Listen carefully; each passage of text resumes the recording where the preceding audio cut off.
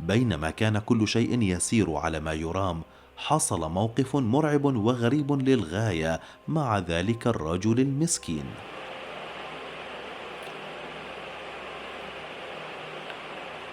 هيا أسرعي أيتها البقرة الغبية، هل هكذا يقطعون الطريق؟ انظري إلى أين أوصلتنا حركتك البطيئة.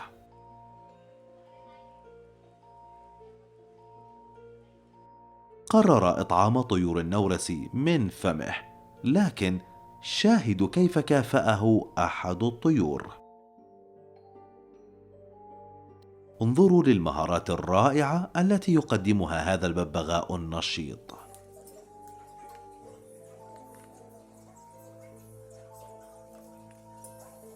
لا يوجد شيء أجمل من حب الخير للغير ومشاركتهم أفراحهم. أحسنتم يا صغار.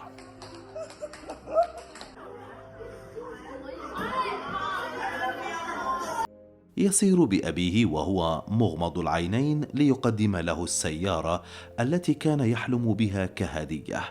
انظروا لردة فعله.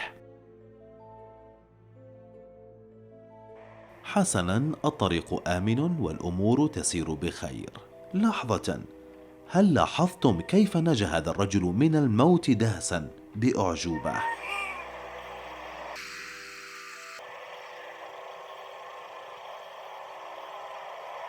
يبدو أنه قد فهم الموضوع بشكل خاطئ. لا عليك، اعتبر ما حدث مجرد سوء فهم. راقبوا كيف تساعد عصابة الكلاب هذه بعضها بعضا لإتمام العملية بنجاح. هذا المقصود من مفهوم اللانهاية أيها السادة المتابعون.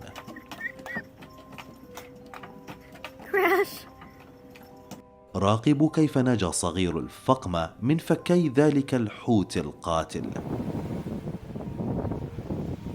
بينما كان سائق هذه الدراجة يقود دراجته بأمان، رأى سيدة كبيرة في السن أصيبت بالدوار وسقطت على الأرض، لذا ذهب لمساعدتها على الفور.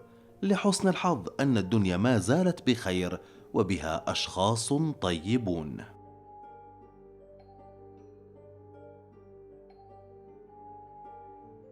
لاحظت تلك الفتاة وجود طرد أمام هذا المنزل، لذا قررت أن تخبئه عن عيون المارة حتى لا يقومون بسرقته. شكرا لك أيتها الطيبة. بعدما أصبحت الأرض مليئة بالمياه، ساعد هذا الرجل هذه السيدة للعبور إلى سيارتها بأمان. أراد هذا الرجل أن يرينا آخر اكتشافاته.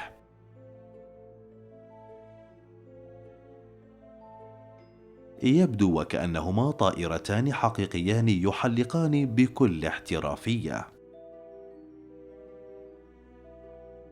يا ترى ما هو السبب في ذلك؟ أتمنى أن لا يكون أي شخص داخل تلك المنازل. ما تشاهدونه الآن ليس بفيلم مرعب، وإنما مجرد دعاية للفت الأنظار فقط. هذه هي عقوبة كل من يخالف قواعد الطريق. راقبوا هذا الدوران الكارثي الذي قام به السائق تلك الشاحنة. شاهدوا كيف أرعبت هذه البقرة الفتاة المسكينة.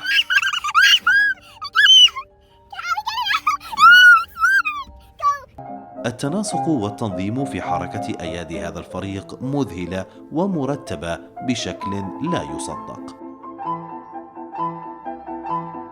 انظروا كيف يأكل هذا السلطعون الصغير. يا لهذا العجل المسكين، يظن أنه يرضع الحليب من ثدي والدته. شاهدوا كيف تتراقص هذه السحلية على أنغام الموسيقى. من الواضح أنه مسرور للغاية ويجرب هذا الشعور لأول مرة في حياته.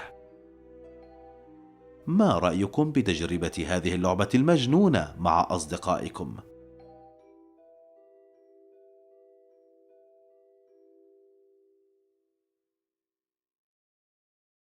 يبدو أن هذين الزوجين مسروران للغاية بسريرهما الجديد، ولكن عندما أتى الزوج وأراد تجربته أدى إلى جعل الزوجة تطير وحول السرور لغضب.